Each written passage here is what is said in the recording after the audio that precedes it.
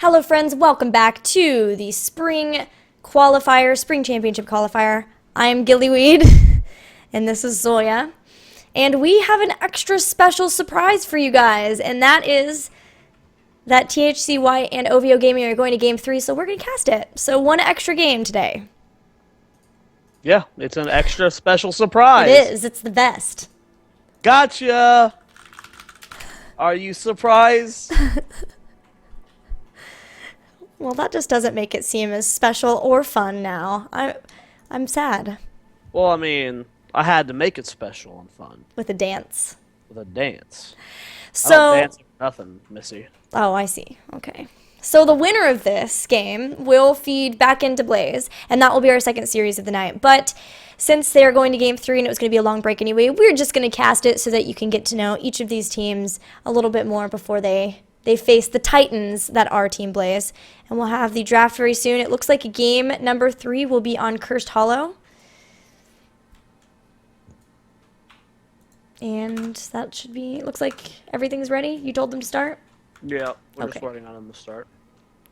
So we get to see oVo Gaming a little bit at Heroes Rising, but not so much THC White.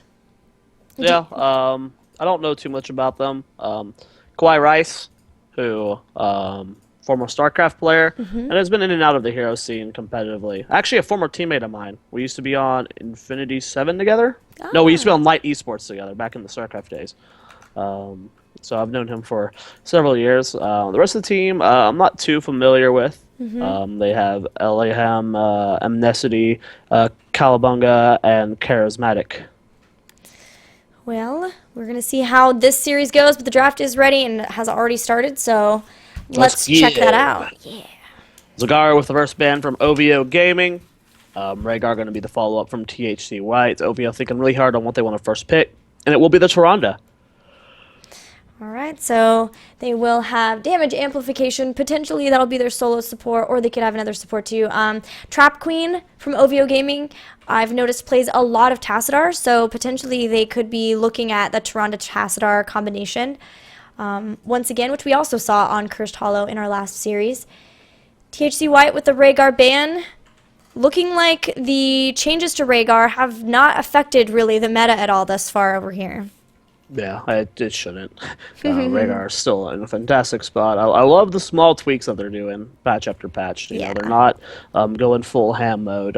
You know, a lot of people, including myself being one of them, you know, when Blizzard initially released the Tyrande changes, everyone was like, what?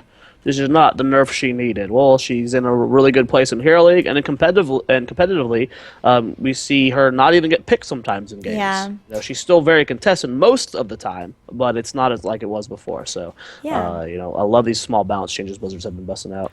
They've been really excellent. It seems like they're really getting stride and how to change the heroes very slowly. Even with Brightwing, you know, just a buff to Arcane Flare has brought her back in some situations where I saw that in the surface and I was like, but that's not even her healing, Blizzard, why? So I've learned to accept after that Blizzard knows far more about how to tweak a hero so that they're in a great spot in the meta effectively. They have been developing and balancing games for quite a while. That is true. So they are very experienced. I believe yesterday was their 25th anniversary as a company. That is pretty impressive. But the bans in the middle of the draft are going to be Greymane and ETC. When it comes to Warriors, the two best solo Warriors are out. Both Stitches and ETC being considered top of the Warrior meta right now. And with ETC being banned and Stitches being picked up, THCY is going to think really hard on what they want. They are going to go ahead and pick up the Tassadar. I'm curious if it'll be solo support Tassadar. That's what we see most of the time when Tassadar's pick and Tyrande is not available, is that it will be solo support, but THC White's not a team I'm familiar with, so we could still see a support as Uther, Karazim, for instance, are still available. So it will not be solo support Tassadar. It will be with Karazim. I like grabbing Tassadar here because of the fact that he's a safe laner.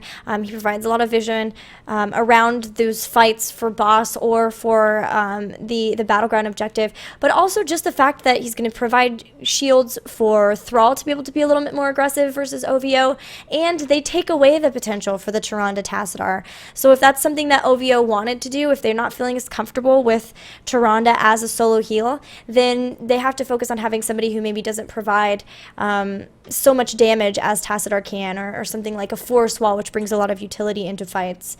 So oVo, looking at their final 2 picks now, Raynor is potentially going to be the first one for damage, but still trying to decide what they could do here. As I mentioned, another support could come in, could be another damage and tank, could be just straight up more damage. What do you think it's going to be? I don't know. It's well, there's Raynor Brightwing, so they're gonna play over. I really dislike the Raynor pickup here. Raynor is only really good right now in situations where there's a super heavy front line, like Murden ETC, for instance. Raynor's damage, though, right now, especially with, I mean, look who's still available. Kael'thas, Lunara, Vala, Sylve, all have better damage for these kinds of team fights. And Raynor, you know, with the nerf to his health, if he gets caught in a Sundering, especially versus Thrall Falstad, he can be blown up very fast. So I'm not too happy with the Raynor pick here from oVo Gaming. It's really interesting to see the Brightwing here. I mean, it can help mitigate the extra soak that Falstad does. Probably actually is better at it than Falstad, as her teleport is actually a true global, where Falstad's is, you know, is not actually fully global. So I like the Brightwing pick up there. It's definitely different. We don't really see Brightwing to Ronda paired too often together. But it's interesting. Wasn't Brightwing Tyrande from Blaze yesterday? Isn't that where we got that crazy Arcane Flare build from Yuge? Not that, I mean, that's Blaze. Yeah, but Blaze, yeah. Still was really fun. We did see it yesterday, too. So we'll see how this is going to work out for oVo. As long as the Raynor is safe, I just don't know how much value he's going to get by himself. You know, he's not like it's just, even with the nerfs to Kael'thas, I mean, he is a good, like, there's no follow up except for Tyrande for the hooks. Kael'thas would have been great there for the follow up gravity lapse.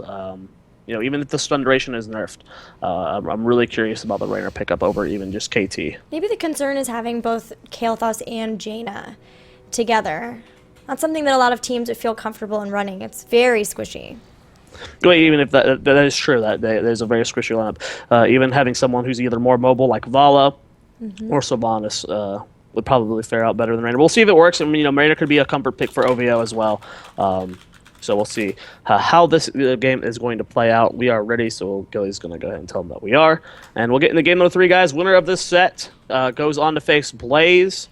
Really important set here, as all these teams want to qualify in this event. We'll see if they can do that here, Gilly.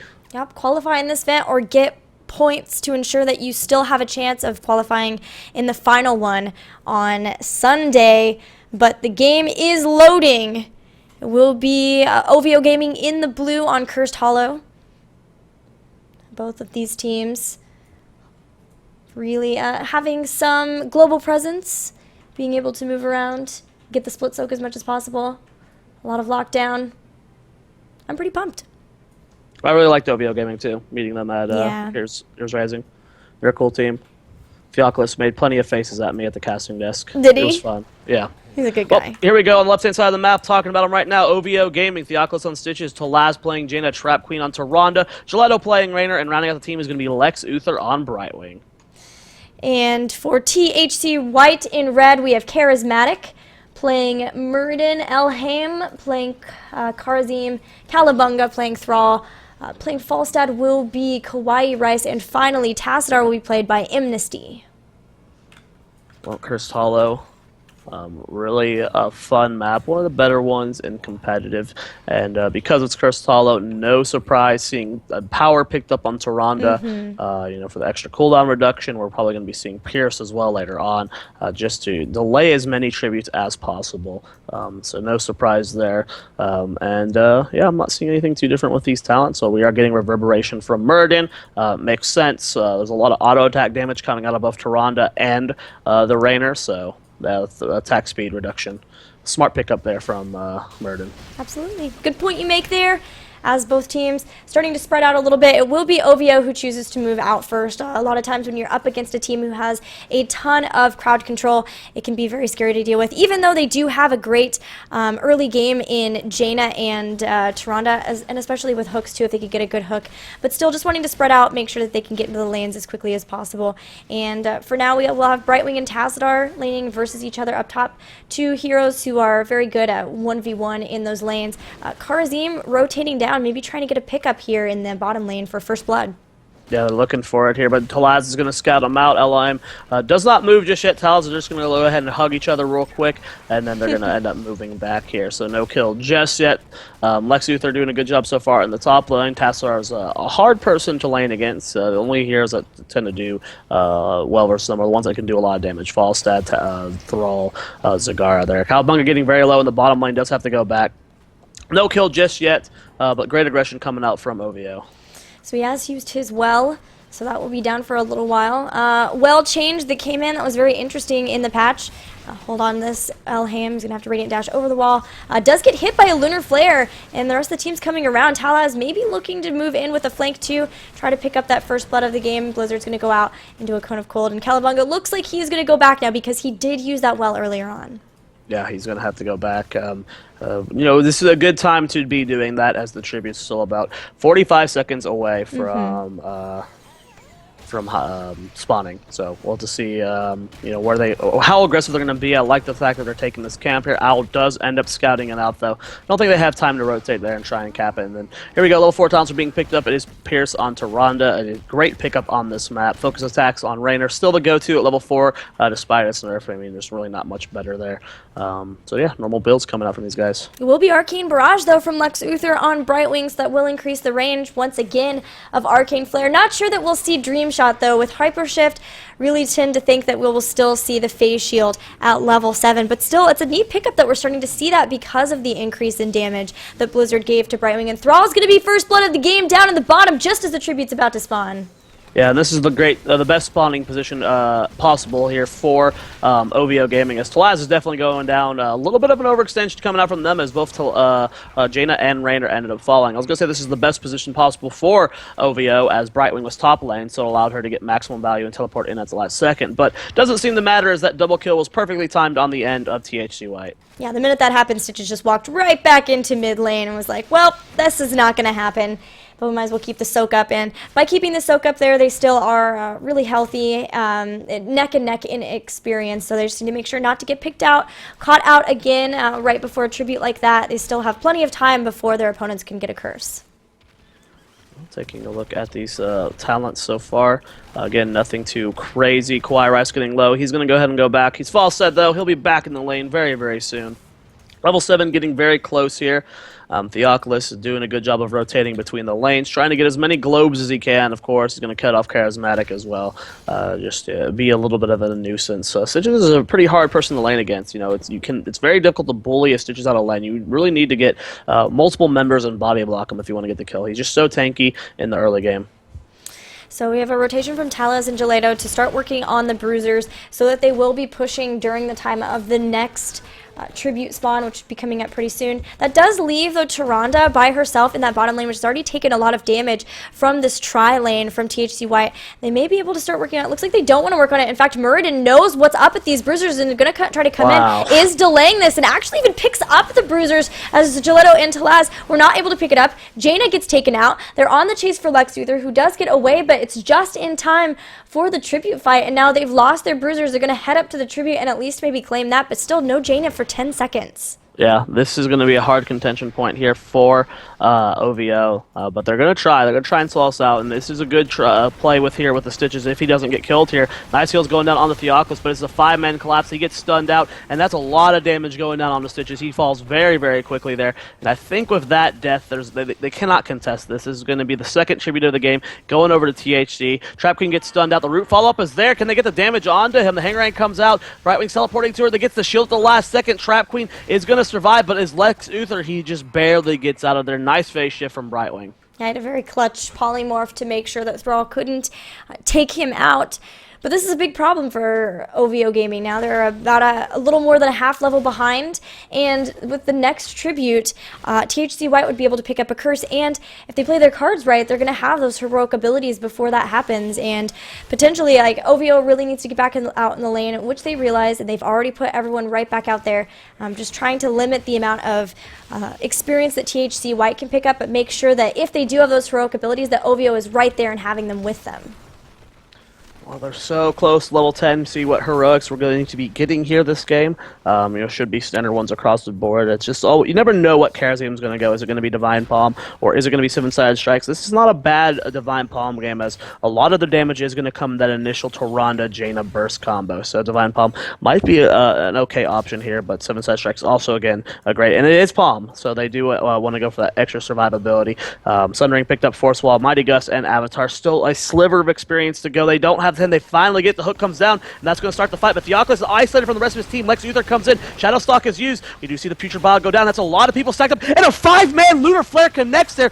Wow, that was a very impressive stun coming out from Trap Queen, and Charismatic gets very low. He Dwarf tosses out there. Sundering to disengage. Shalaz being focused down on the side. They're trying to keep him alive. Good heals from Lex Luthor, and I think oVo Gaming is winning this fight. Yeah, this is a miracle that they were able to do that. A great Lunar Flare too. Make sure that they pick up Kharazim, and now a hook back onto Calabunga as he's trying to run away. A good Force Wall from Amnesty, though, is going to help him disengage. But Trap Queen, that huge Lunar Flare and their ability to keep Stitches alive for so long until they picked up those heroic abilities was huge for oVo. It looked very tough for them to be able to win that tribute, but somehow they were able to do so, and now they are completely back into this. Calabunga just about to go down. The penetrating round almost saves them, but they do secure the kill. Another kill going over to oVo. It puts the kills 3-4 in favor of THC White. Really great job from both these teams here. Both just moving around the map and scaling as well as they can. This was a very important play there from oVo, as now they're not only had an experience, but they didn't get cursed, and they're going to be looking for that. Yeah, that curse potentially could have come at a time when they had lost some people. If they had lost Stitches there, THC would have maybe been able to continue that and be able to get some more kills, and then there wouldn't have been as many people to help defend the initial push with that curse. Potentially also could have lost a boss or two from that. So really important that oVo was able to turn it around right there. But it's far from over, because there is still the potential for the next tribute to cause a curse for THC White. So once again, they are going to have to fight over it, and this time it's over the defended position for THC White. Well, they are contesting the tribute right now. This is, again, another important fight for oVo. They have to win this. Charismatic taking a lot of damage to the front line. He does have Avatar up. Shadow Stalk has been used. Sundering follow-up there, but Gilletto is behind the Force Wall. Tlaz very far forward. Theocles with a very good Putrid Bile there, but the Gust comes in to try and disengage. Theocles still healthy. Charismatic getting low to the Gilletto, and will he be able to secure the kill on the Murden? And he does end up falling, just too isolated from the rest of his team. Tassadar and Kharazim were not able to get in position to heal him up. Embassy with one last delay onto Tlaz, but I do think they have to give this up, as they are just being split up way too hard. And yep, that will be the fourth tribute of this rotation going over to oVo, and now we are tied 2-2. That was a really amazing Hyperion, too, to zone out the rest of the team members away from Murden. He was so far away from his team to be able to pick up that takedown and instantly force everyone else to go back. But I do like the decision to start pushing down in the bottom, try to even up the experience as much as possible, help out those Giants, and at least try to get a fort down. But they were able to do so. Gilletto and Lex Luthor with the defense, and now their own team members are going to be able to pick up the first fort of the game. So good calls, good plays coming out from oVo as they do pick up 13 talents. Yeah, both teams still a little bit too scared to try and force a boss just yet, though. We haven't seen anyone even try one, but this is going to be the final tribute spawn. Level 13, it's going to be the second charge of Penetrating Round.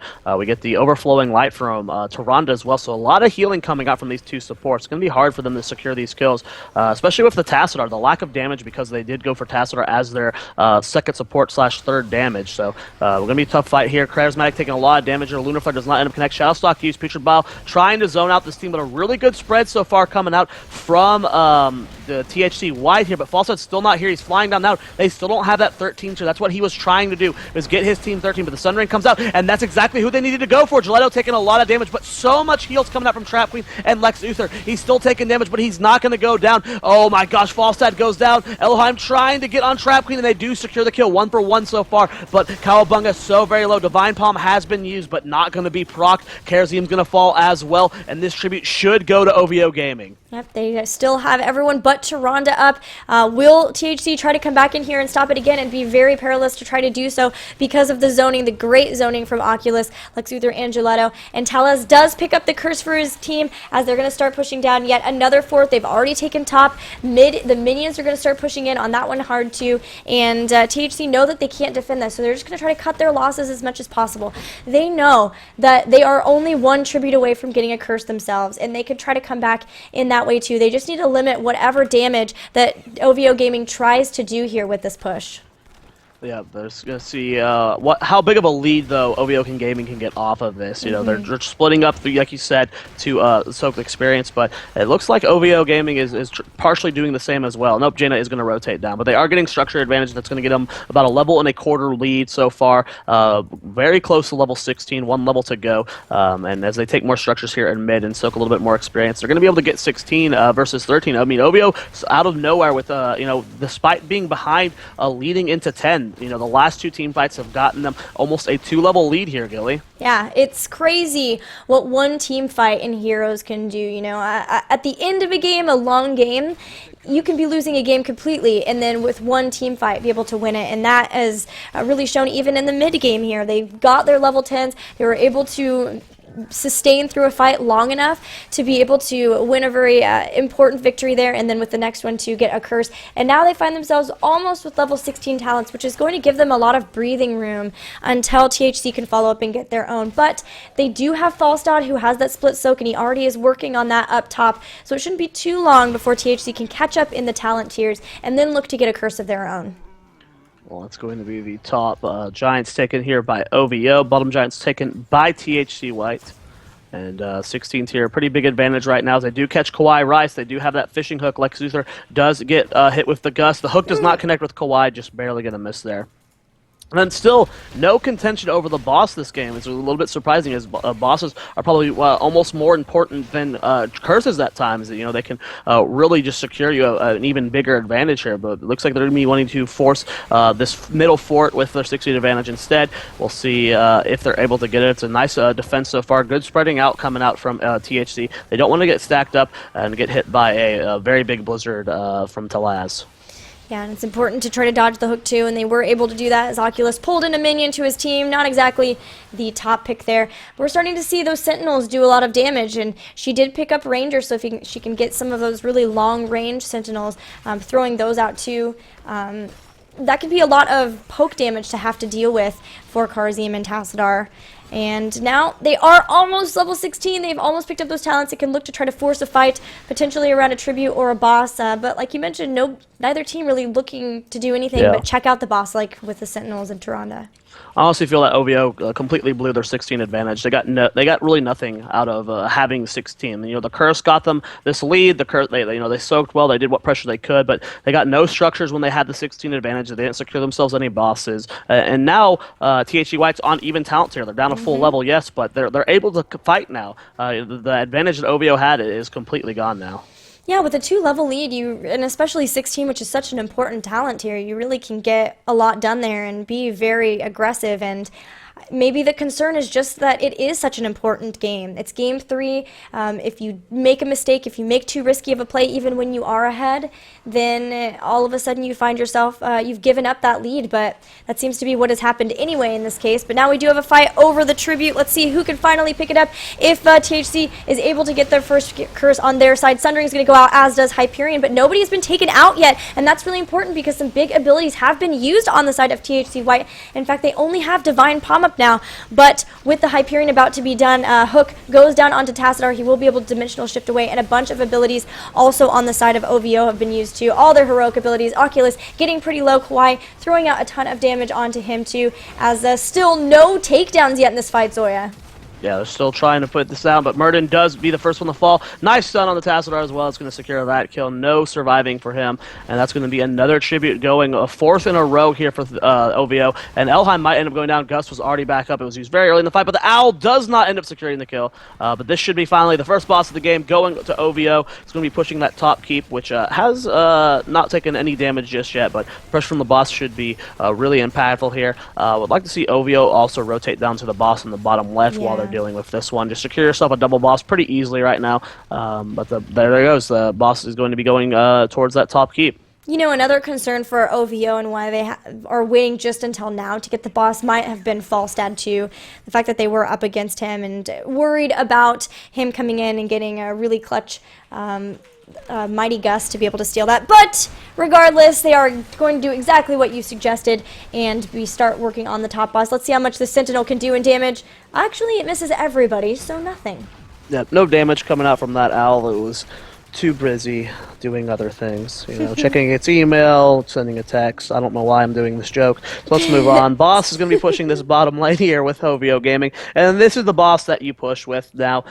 It would be smart to probably send Brightwing to a side lane, which is what they're doing. They're keeping her mid to not only just scout, but to still experience and also get someone who, in this kind of situation where the boss or the tribute spawns at the top, it allows someone to get there first to be able to interrupt the tributes with the Tyrande Owls. Yeah, so really smart call. And as well, if it is a full collapse coming out from THC towards the top, it allows him to stall it out while they push for this keep, which is exactly what's happening here. And now Brightwing just gets to go cap a tribute for free. Yeah, and with that, ties up once again the talents tier, where twice now we've seen oVo Gaming be 0-2 in talents or tributes versus THCY, and then be able to catch back up and be 2-2. Hyperion's going to come down along with the boss. They will be able to get the first keep of the game and continue to throw on a little bit of pressure with it. Going to rotate around. Maybe look at some of the structures in mid as they're trying to deal with that, or maybe just try to get another pick if they could set up for that. But either way, a lot of split soak, if they can make sure to clear up their lanes, will net them their level 20 talents, which will, of course, make it much easier for them to be able to pick up another curse. Looking at the last few fights for THCY, what their strategy needs to be going into these next fights, which is going to be tough because oVo will probably have 20 for that final tribute fight, but their lack of focus fire is really becoming a struggle for them. You have to keep in mind that both these compositions are running a duo support playstyle, which means there's a little bit less damage, and every bit of focus fire is helping. And across both these teams, you see the lack of focus fire, as a lot of people do take the damage, but you have the advantage on oVo's comp with the Toronto's Hunter's Mark, as well as Jaina's Burst. You can get away with a little bit of split DPS. So hopefully going into this fight, THC White does get some good focus fire. Qualifier really using Gust very early there, almost wasting their heroic. Theocles coming up from above. He does get the hook onto Cowabunga. The Sun Ring hasn't come out just yet. They're stalling this out as well as they can. But if the longer this goes on, the better it is for oVo, as they don't have 20 just yet. They want it bad. Sun Ring comes out, only hits Gilletto. He does knock back Cowabunga with that penetrating round. Preacher Battle doing a lot of damage in that backline. Nice stun on the Kwai Rice. Elheim gets hit by the Lunar Flare, and it's trying to keep himself alive. A good hook goes on the Kwai, but no follow-up from the rest of the team, as Blizzard was used aggressively towards that backline. Falstad getting so low. Kwai needs one more attack, and he does end up going down. Elheim getting low as well. He's trying to kite back. Nice Lunar Flare, but a good force wall to help disengage for his team. Cowabunga is rotating up, but Talaz, with not enough mana, Theocles is going for the hook, and he does end up connecting it there. That's going to be a very dead Thrall and a curse and level 20 for oVo. Good phase shift in from Lex Uther to help make sure that Talaz does not go down to Thrall at the same time. Now with Curse, 2 people down, Thrall's down for 45 seconds. oVo are going to try to win here with the fact that they do have those Storm tier talents. Hyperion comes in immediately as soon as they get to that. They should be looking, if they can, to just throw damage on core, but also if somebody oversteps, get that takedown and make sure that they can have less people dealing with them. But it looks like they aren't going to be able to stop them. That will be it. The core is going down, and oVo Gaming will move on to face Team Blaze. Really well done from oVo. The drafts were cool. I just think it was a little bit better executed by oVo. There was a lot of split DPS on the ends of both teams, but a lot more on THC White. And as well as the Mighty Gust, multiple fights, it just felt like it was almost completely wasted.